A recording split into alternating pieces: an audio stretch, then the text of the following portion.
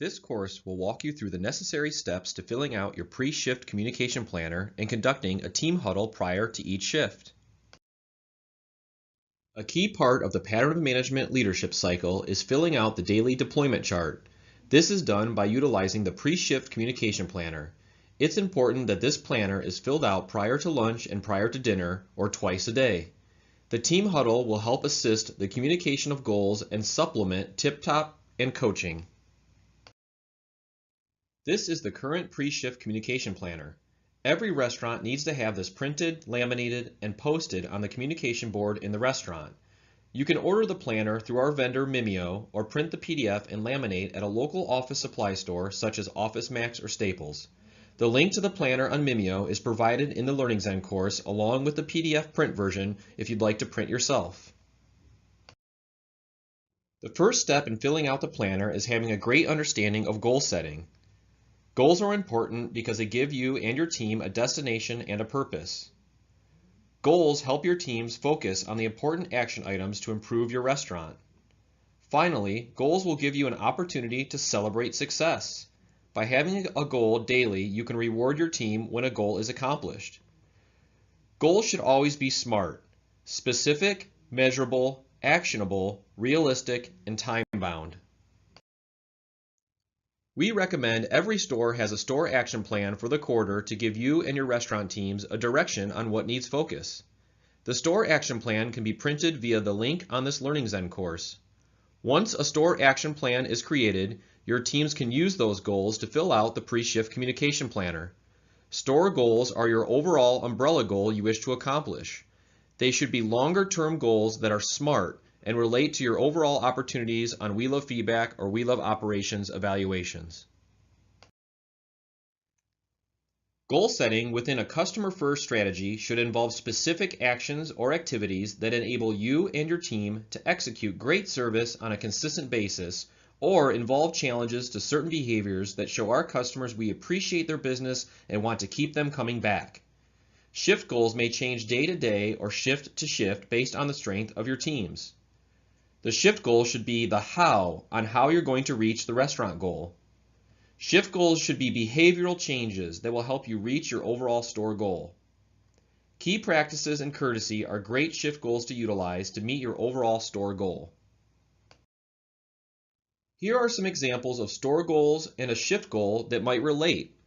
If your store goal is to improve OSAT for July from a 67 to a 75, your shift goal could be that every position thanks each customer as they work down the counter.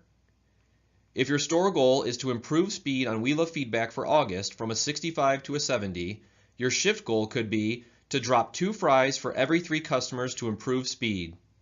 And finally, if your store goal was to improve We Love Operations service key practice scores to above a 90 by the next WLO, your shift goal could be that each position today can recite their key practices. Take a moment to review each of these following goals and decide if they are SMART goals. Read each goal and write down if you believe they are SMART. At the end of this course, there will be a quiz that will test your knowledge on SMART goals.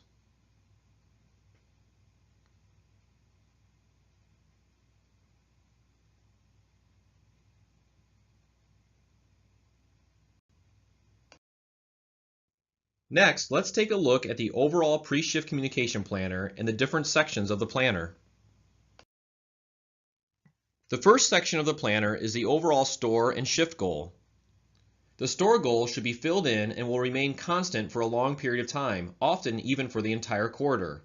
Remember to make sure that this goal is SMART: specific, measurable, action-oriented, realistic, and time-bound. The store goal will often come from your opportunities on We Love Feedback or We Love Operations. The shift goal should be set prior to the shift based on the areas of opportunity with your team. These goals will be communicated during the pre-shift huddle. Next, let's take a look at the What is Happening Today section. The purpose of this section is to communicate items which could impact sales positively or negatively. The first line says LSM promotions and coupons. An example of something you may write in this box is $1 original lemonade with any purchase. This would be something that would be important to communicate to your team so they can make sure they have enough original lemonade prepared. The next line says new products and LTOs. An example of what you may write in this box is an LTO such as the Tavern Philly. The next box says weather. You may write something such as snow today, sales may be slow. Local events and holidays would be things such as kids' crafts in the food court or Labor Day is next week. And finally, sales projections will give the team an idea of what to expect for sales for the day. All of these items should be communicated so the team can prepare themselves if there are certain items that may impact them positionally. Next, let's take a look at the section titled Give a Great Experience Every Time. First, you have a question. What was our last compliment? This is a great area to put the last time a crew member has received a compliment and celebrate. Next, you have the We Love Feedback focus area where you can list the 2 biggest opportunities from your We Love Feedback survey data. These would be things such as cleanliness, speed, accuracy, friendliness, taste, temperature, or quality. Then you have a part called Number of Days Without a Complaint, where you can track how long it's been since you've received a complaint on We Love Feedback. The last WLO score would be the last time you received a WLO evaluation from your FBC or if you've done a self-evaluation. Next, you have the We Love Feedback OSAT score. Check your We Love Feedback data daily and put down where you stand for the month on We Love Feedback OSAT.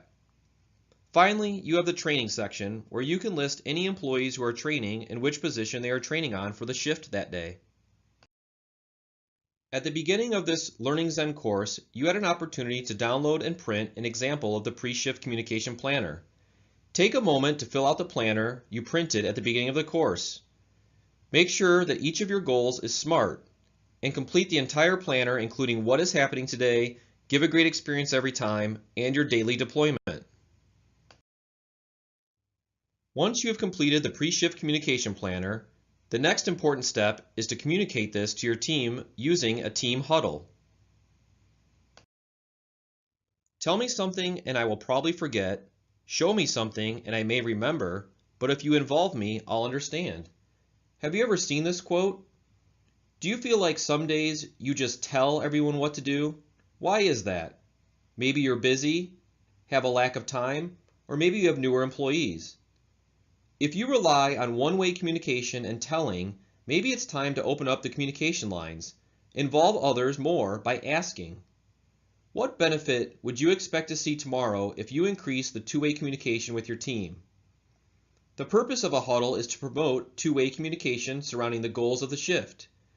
Next, let's define a huddle in a little more detail. The point of a huddle is to have two-way communication with your teams. Involve your team members with a discussion and role play the focus for the day. The overall number one rule is your employees should be doing most of the talking. Sometimes it may be more efficient to tell. By telling, you can rattle off information quickly. But is that always effective? Usually not. Most people like to be asked, not told what to do, especially if you want long-term results. Would you agree? Let's review telling versus asking. Telling is more of a monologue and is very directive. Telling is one-way communication where you are doing all of the talking. Telling can be efficient because you can do it quickly, but it is not effective. And by telling, you really only gain short-term results. On the other hand, by asking, you are using dialogue between you and your team members. Influencing is a key part of asking. When you ask, you are using two-way communication, which is going to be much more effective. And finally, asking will gain you better long-term results. Having said that, sometimes it may be more important to tell. When should you use more of a directive style of leadership with our crew? Perhaps when they are new to the job and need more direction, or if they ask for direction specifically. During a huddle, the rule is 80-20. Your employee should be doing 80% of the talking during the huddle, and the leader should be doing 20% of the talking. A key tip to running a great huddle is to get them involved. Your huddle should be energetic, creative, and different. Celebrate, recognize, and reward your employees during the huddle. Public praise is a very effective motivator to get your teams energized. Why would we want to use what, why, how, and when to start our questions? These type of questions are open-ended and require the person responding to dig deeper for an answer, getting them to talk more, and getting them more involved. For example, an open-ended question you may ask a team member could be, explain to me how to properly chop a small, regular, and large steak. On the other hand, a closed-ended question can only be answered with a yes or no. An example may be, do you chop a small steak 5 times twice for a total of 10? The answer will only be yes or no. Stay away from closed-ended questions. Another tip is to sometimes have experienced employees run the huddle. This should only happen after you've demonstrated an effective huddle yourself as a manager several times. By having employees lead the huddle, they will feel more involved and have better empowerment to run a good shift. Here are a few steps you can take to give you an opportunity to have a great, successful huddle. First, prepare. Fill out the planner, gather your information, and think of questions to ask employees. Gather your employees together and check their appearance. Ask them questions like, what is our mission at Charlie's? Or what is our vision statement? Review the store goal and the shift goal. Some other examples of questions you might ask are, what do we need to improve today? How can we accomplish our shift goal today? What can you do to help us reach our goal? What are some great ways that you can give a great experience to our customers? You can also challenge your team with what-if questions and role play. For example, what will you do if a customer comes up with a sandwich made incorrectly? Or how would you handle a customer complaint if it happens today? If a customer asks you about a menu item, what will you say? Finally, always remember spaced repetition.